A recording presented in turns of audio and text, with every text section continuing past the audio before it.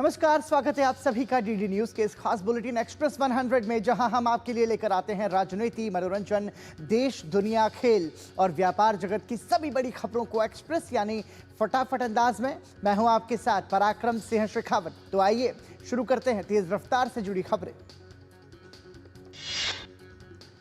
प्रधानमंत्री नरेंद्र मोदी ने तीर्थराज प्रयाग में त्रिवेणी में आस्था की डुबकी लगाई। प्रयागराज में जारी है आस्था का महाकुंभ। प्रधानमंत्री ने साल 2019 में अर्धकुंभ में भी किया था संगम में स्नान। स्नान के समय प्रधानमंत्री आए ध्यान में नजर। रुद्राक्ष की माला से किया जप। श्रद्धापूर्वक इष्ट देवों को किया नमन। प्रधानमंत्री नरेंद्र मोदी ने विधि पूर्वक मां गंगा, यमुना, सरस्वती का किया पूजा अर्चना। संगम के पवित्र तट पर मां गंगा को भेंट की साड़ी, मां यमुना को भी समर्पित किए वस्त्र। प्रधानमंत्री ने संगम को दूध, पुष्प, अक्षत किया समर्पित। पूजा संपन्न होने के बाद उतारी आरती। संगम राज का लिया आशीर्वाद। दिल्ली विधानसभा की 70 सीटों के लिए आज सुबह 7 बजे से मतदान जारी। वोटिंग शाम 6 बजे तक चलेगी। 11 बजे तक 19.95% मतदान हुआ संपन्न। दिल्ली विधानसभा चुनाव के लिए राष्ट्रपति द्रौपदी मुर्मू ने लोकतंत्र के महापर्व में हिस्सा लेते हुए अपने मताधिकार का प्रयोग किया। उपराष्ट्रपति जगदीप धनखड़ और उनकी पत्नी सुदेश धनखड़ मतदान करने के लिए दिल्ली के एक मतदान केंद्र पहुंचे और अपने मताधिकार का प्रयोग किया। विदेश मंत्री डॉक्टर एस जयशंकर ने भी मतदान किया। इस मौके पर उन्होंने कहा कि मैं एक शुरुआती मतदाता हूं, दिल्ली का मतदाता हूं। मुझे लगता है कि जनता बदलाव के मूड में है। दिल्ली के उपराज्यपाल वीके सक्सेना ने अपनी पत्नी के साथ लोकतंत्र के महापर्व में भाग लेते हुए मतदान किया। उपराज्यपाल ने मतदाताओं से बढ़ चढ़कर मतदान करने की अपील की। लोकसभा नेता प्रतिपक्ष और कांग्रेस सांसद राहुल गांधी ने अपने मताधिकार का इस्तेमाल किया। इस दौरान उन्होंने दिल्ली की जनता से अधिक मतदान करने की अपील की। दिल्ली की मुख्यमंत्री आतिशी कालकाजी विधानसभा सीट से आम आदमी पार्टी की उम्मीदवार हैं। आतिशी ने अपने मताधिकार का प्रयोग किया। जंगपुरा से आप उम्मीदवार और दिल्ली के पूर्व मंत्री मनीष सिसोदिया ने नई दिल्ली विधानसभा क्षेत्र में वोट डाला। सिसोदिया की पत्नी ने भी उनके साथ मतदान किया। नई दिल्ली निर्वाचन क्षेत्र से कांग्रेस उम्मीदवार संदीप दीक्षित ने सुबह सुबह अपना मतदान किया। संदीप दीक्षित ने लोगों से मतदान की अपील की। कालकाजी विधानसभा सीट से कांग्रेस उम्मीदवार अलका लांबा ने भी मतदान किया। अपनी स्याही लगी उंगली उन्होंने दिखाई। कालकाजी सीट में दिल्ली की मुख्यमंत्री आतिशी आम आदमी पार्टी की उम्मीदवार हैं। भाजपा ने इस सीट से अपने पूर्व सांसद रमेश बिधूड़ी को मतदान में उतारा। नई दिल्ली विधानसभा क्षेत्र से भाजपा उम्मीदवार परवेश वर्मा ने अपने परिवार के साथ निर्माण भवन स्थित मतदान केंद्र पर मतदान किया। दिल्ली भाजपा अध्यक्ष वीरेंद्र सचदेवा ने दिल्ली विधानसभा चुनाव के लिए मतदान किया। वीरेंद्र सचदेवा ने कहा कि विकसित दिल्ली बनाने के लिए जनता मतदान करेगी।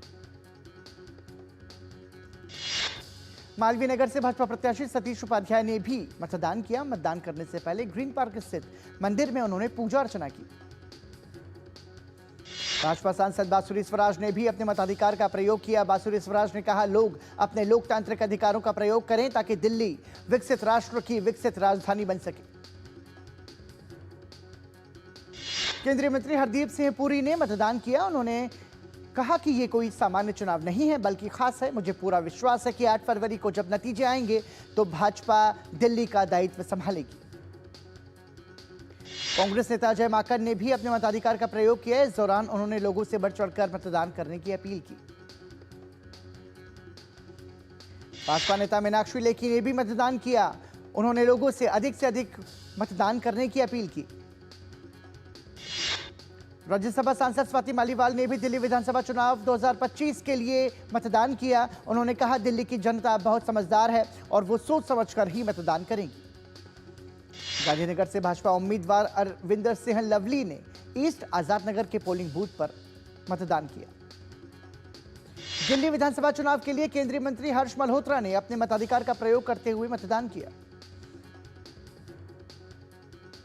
नौसेना प्रमुख एडमिरल दिनेश के त्रिपाठी ने दिल्ली विधानसभा चुनाव के लिए मतदान किया।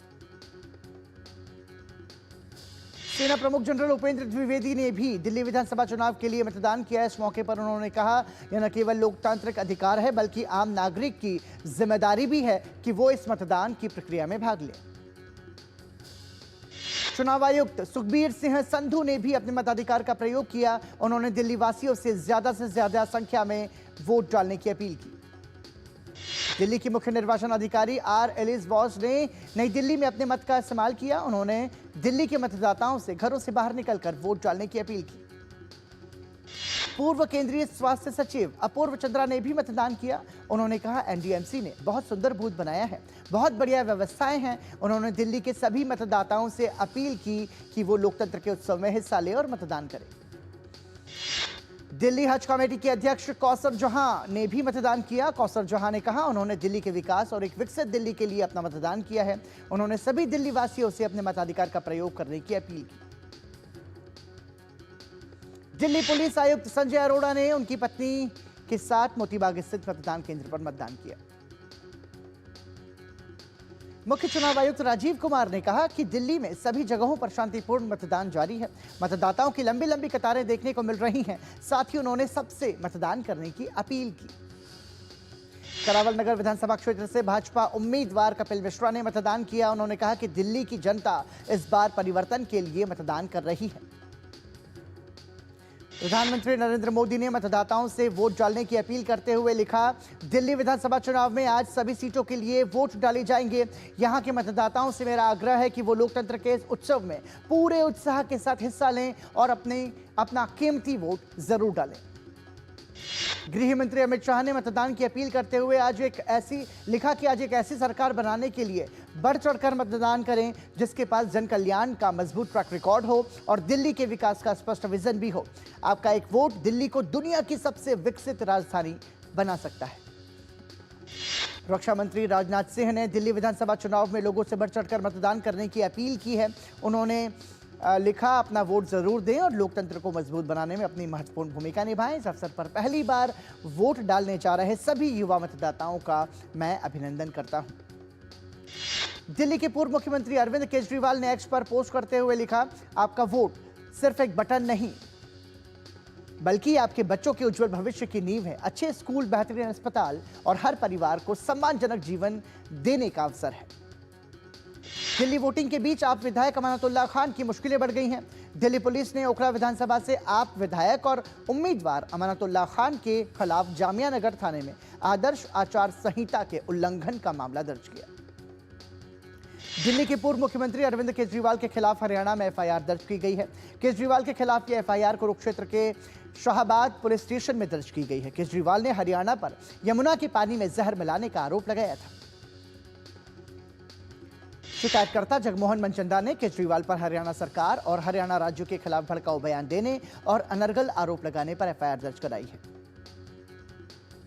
दिल्ली की मुख्यमंत्री आतिशी के ऑफिस में काम करने वाले 2 कर्मचारियों को 5 लाख रुपए नकद के साथ गिरफ्तार किया गया। दिल्ली पुलिस ने कहा कि एफएसटी टीम ने 2 लड़कों को गिरफ्तार किया। अयोध्या के मिल्कीपुर उपचुनाव के लिए आज मतदान किया जा रहा है। उपचुनाव में 3,70,829 मतदाता 10 प्रत्याशियों के भाग्य का फैसला करेंगे। निर्वाचन आयोग द्वारा स्वतंत्र, निष्पक्ष और शांतिपूर्ण चुनाव के लिए व्यापक इंतजाम और सुरक्षा व्यवस्था सुनिश्चित कराई गई। कुल 10 प्रत्याशी मैदान में हैं, जिनमें 2 महिला प्रत्याशी भी हैं। बीएसपी उपचुनाव नहीं लड़ रही है। मिल्कीपुर उपचुनाव पर कमिश्नर गौरव दयाल ने कहा कि व्यवस्थाएं बहुत अच्छी हैं, हम हर जगह जांच कर रहे हैं, कहीं कोई समस्या नहीं है। हम स्वतंत्र और निष्पक्ष चुनाव कराने की कोशिश कर रहे हैं। उत्तराखंड के बाद अब गुजरात समान नागरिक संहिता लागू करने की पहल करने वाला दूसरा राज्य बनने जा रहा है। मुख्यमंत्री भूपेंद्र पटेल ने कहा कि राज्य सरकार प्रदेश में रहने वाले सभी नागरिकों के लिए समान अधिकार और विशेषाधिकार सुनिश्चित करने की दिशा में आगे बढ़ रही है। मुख्यमंत्री ने कहा कि भाजपा सरकार जो कहती है वो करती है। एक राष्ट्र एक चुनाव, अनुच्छेद 370, 3 तलाक कानून जैसे अधिकारों को लेकर किए गए वादे एक के बाद एक पूरे किए गए। अब समान नागरिक संहिता लागू करने का संकल्प है। उत्तराखंड और महाराष्ट्र के बाद महाराष्ट्र में भी समान नागरिक संहिता को लेकर हलचल बढ़ गई है। उप मुख्यमंत्री एकनाथ शिंदे ने कहा कि वो मुख्यमंत्री देवेंद्र फडणवीस और अजीत पवार इस पर चर्चा करने के लिए एक साथ बैठक लेंगे और निर्णय करेंगे। लीबिया के बेनगाजी में कई हफ्तों से फंसे 18 भारतीय नागरिकों को भारतीय दूतावास की मदद से आज भारत वापस लाया जाएगा। ये नागरिक लीबिया काम के सिलसिले से गए थे। विदेश मंत्रालय के प्रवक्ता रणधीर जायसवाल ने यह जानकारी दी कि इस मामले की सुनवाई तक भारतीय दूतावास लीबिया से लगातार संपर्क में था। साथ ही विदेश मंत्रालय ने लीबियाई अधिकारियों को उनके सहयोग और समर्थन के लिए धन्यवाद दिया। जम्मू कश्मीर के मुख्यमंत्री उमर अब्दुल्ला आज से विधायकों और जिला विकास परिषद डीडीसी के अध्यक्षों के साथ बजट पूर्व परामर्श करेंगे। वित्त विभाग का प्रभार भी संभाल रहे अब्दुल्ला 3 मार्च से शुरू हो रहे विधानसभा सत्र में अपना पहला बजट पेश करेंगे। और बुलेटिन में रुक रहे हैं एक छोटे से ब्रेक के लिए। देखते रहिए डीडी न्यूज।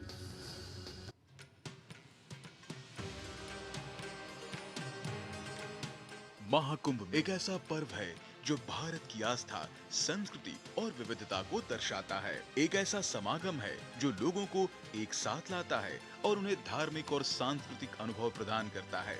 प्रत्येक 12 वर्ष में महाकुंभ का आयोजन किया जाता है। पुराणों के अनुसार पूर्ण कुंभ मेले की उत्पत्ति समुद्र मंथन की कथा से जुड़ी है। मान्यता है कि देवताओं और असुरों ने मिलकर समुद्र मंथन किया था, जिससे अमृत निकला था।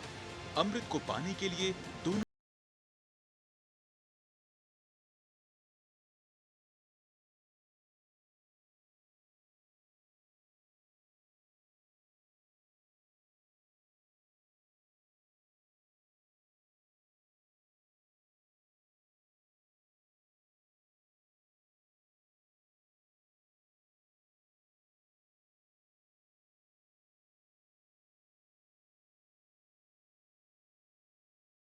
स्वागत, आप देख रहे हैं एक्सप्रेस 100। घरेलू शेयर बाजार में लगातार दूसरे दिन हरे निशान पर बाजार खुला। कारोबारी सत्र की शुरुआत में सेंसेक्स 151 अंक चढ़ा, वहीं निफ्टी 23,807 के पार पहुंचा। आरबीआई की मौद्रिक नीति समिति की 3 दिवसीय बैठक आज से शुरू। इस बैठक की अध्यक्षता पहली बार बने आरबीआई के नए गवर्नर संजय मल्होत्रा कर रहे हैं। भारत ने मोबाइल और इलेक्ट्रॉनिक्स मैन्युफैक्चरिंग में की उल्लेखनीय प्रगति। 2014 में केवल 2 मोबाइल विनिर्माण इकाइयों से आज 300 से अधिक तक इस क्षेत्र का तेजी से विस्तार हुआ। केंद्रीय मंत्री अश्विनी वैष्णव ने जानकारी दी। सरकारी रेलवे कंपनी रेल विकास निगम लिमिटेड को ईस्ट कोस्ट रेलवे से मिला 404 करोड़ रुपए का ऑर्डर। वाणिज्य मंत्रालय ने कहा कि भारत ने पिछले 3 साल में ब्राजील, जॉर्जिया, युगांडा और घाना जैसे 17 नए बाजारों में बेबीकॉर्न और अनार जैसे ताजा उत्पादों का किया निर्यात। बृहन मुंबई नगर निगम ने 74,427.41 करोड़ रुपए का बजट पेश किया, जो कि अब तक का सबसे बड़ा बजट है। विश्व बैंक के भारत प्रमुख ऑगस्ट तानो कुआमे ने महाराष्ट्र में मुख्यमंत्री देवेंद्र फडणवीस से मुलाकात की। बैठक के दौरान विश्व बैंक के अधिकारियों ने कई संभावित परियोजनाओं और विचारों पर चर्चा की। ऑगस्ट तानो कुआमे ने कहा कि बहुपक्षीय ऋणदाता राज्य के लिए सहयोग बढ़ाने के लिए वो तैयार हैं। उन्होंने कहा कि महाराष्ट्र में विभिन्न क्षेत्र में जारी परियोजनाओं का आकार इस समय 60 करोड़ अमेरिकी डॉलर है। सरकार ने कोयला लिग्नाइट गैसीकरण परियोजनाओं को बढ़ावा देने के लिए वित्तीय प्रोत्साहन योजना की श्रेणी 2 के तहत Jindal steel and power limited सहित 3 निजी कंपनियों का चयन किया। ओपन एआई ने व्हाट्सएप पर चैट जीपीटी का नया अपडेट जारी किया। यह घोषणा कंपनी के संस्थापक सैम ऑल्टमैन की भारत यात्रा से ठीक 1 दिन पहले की गई। हीरो मोटोकॉर्प को 456 करोड़ रुपए का जीएसटी डिमांड नोटिस जारी।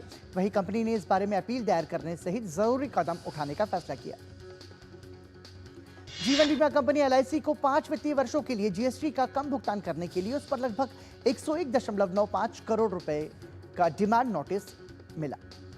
इजरायल के प्रधानमंत्री बेंजामिन नेतन्याहू अमेरिकी राष्ट्रपति डोनाल्ड ट्रंप के कार्यकाल संभालने के बाद उनसे मिलने वाले पहले विदेशी नेता बन गए हैं। दोनों नेताओं ने वॉशिंगटन डीसी में मुलाकात की। बैठक के दौरान दोनों ने गाजा में चल रहे संघर्ष, हमास पर जीत, ईरान से मुकाबला करने और अन्य अरब देशों के साथ राजनयिक संबंध बनाने जैसे भू राजनीतिक मुद्दों पर चर्चा की। ट्रंप ने फिलिस्तीनियों के लिए जॉर्डन और मिस्र जैसे देशों में शरण की संभावना जताई, जबकि नेतन्याहू ने हमास को नष्ट करने और सभी बंधकों को छुड़ाने की प्रतिबद्धता दोहराई। भारतवंशी तुलसी गबार्ड अमेरिका के सबसे अहम पदों में से एक राष्ट्रीय खुफिया निदेशक के पद पर नियुक्ति के एक और कदम नजदीक पहुंच गई हैं। गबार्ड की नियुक्ति के लिए पूर्ण सीनेट में मतदान होना भी बाकी है। सीनेट कमेटी में करीबी मुकाबले के दौरान तुलसी को 9-8 से जीत मिली। वोट डेमोक्रेट और रिपब्लिकन पार्टी लाइनों के अनुसार डाली गई।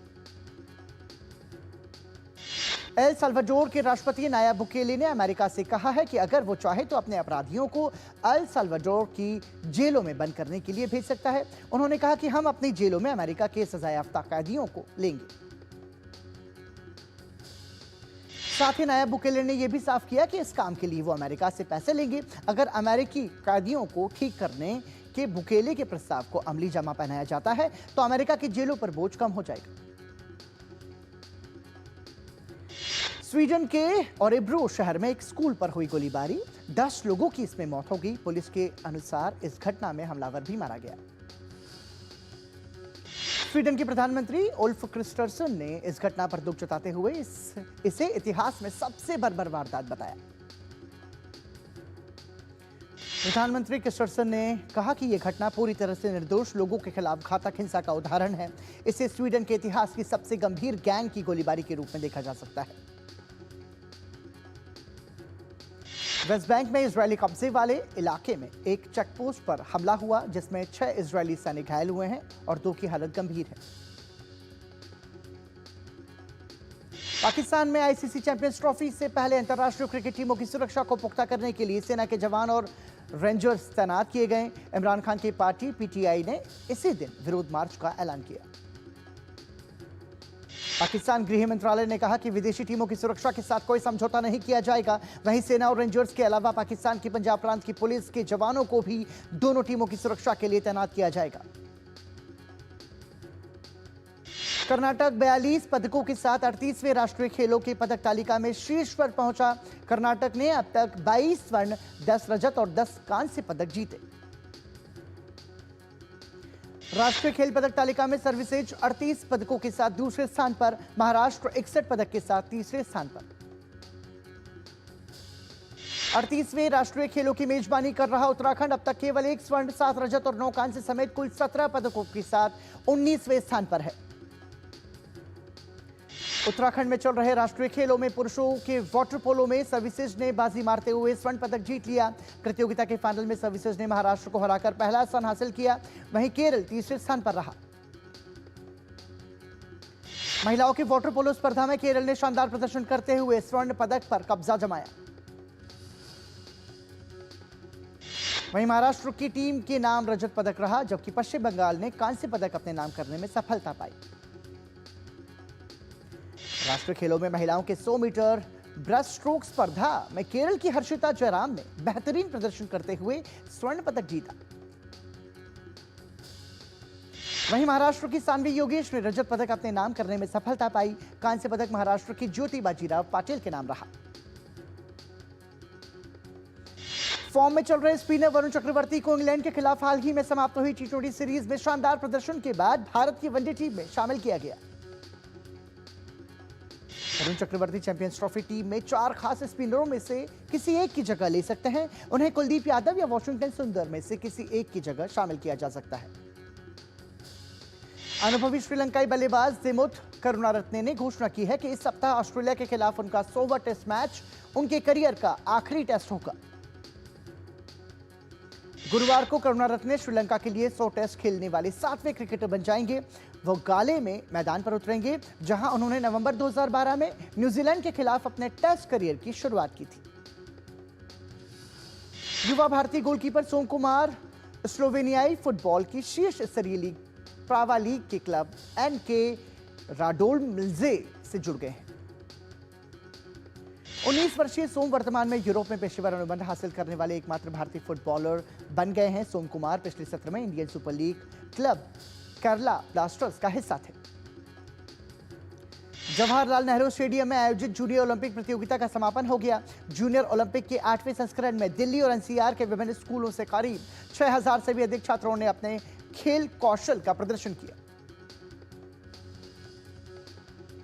आमिर खान, रीना दत्ता की बेटी जुनैद खान और श्रीदेवी बोनी कपूर की बेटी खुशी कपूर की फिल्म लव्यापा की स्क्रीनिंग हुई। इस फिल्म के साथ जुनैद खान बड़े पर्दे पर करने जा रहे हैं अपना डेब्यू।